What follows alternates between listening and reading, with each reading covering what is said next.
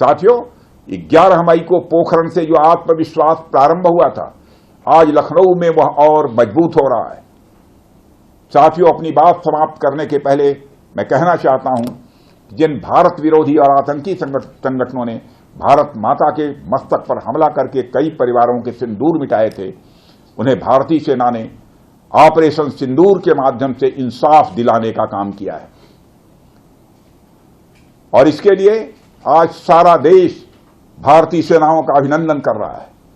Operation सिंदूर सिर्फ एक सैन्य कार्रवाई भर नहीं है, बल्कि भारत की राजनैतिक, सामाजिक और सामरिक इच्छा शक्ति का प्रतीक है।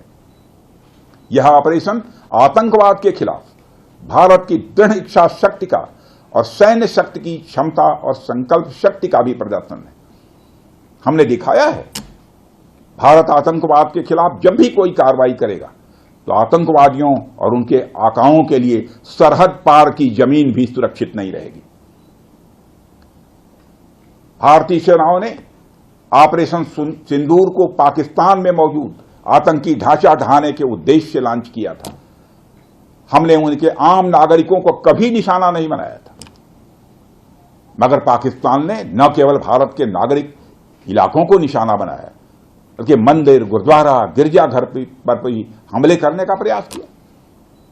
भारतीय सेना ने शौर्य और पराक्रम के साथ साथ संयम का भी परिचय देते हुए पाकिस्तान के अन्य ठिकानों पर भी प्रहार करके करारा जवाब दिया है।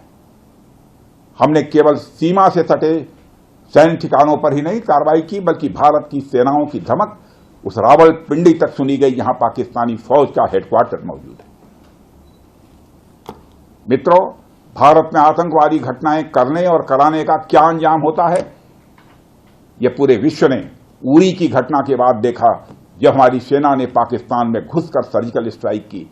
पुलवामा के बाद देखा, जब बालाकोट पर एयर स्ट्राइक की गई। और अब पहलगाम की घटना के बाद दुनिया देख रही है कि जब भारत ने पाकिस्तान के भीतर घुसकर मल्टीपल स्ट्राइक्स की हैं।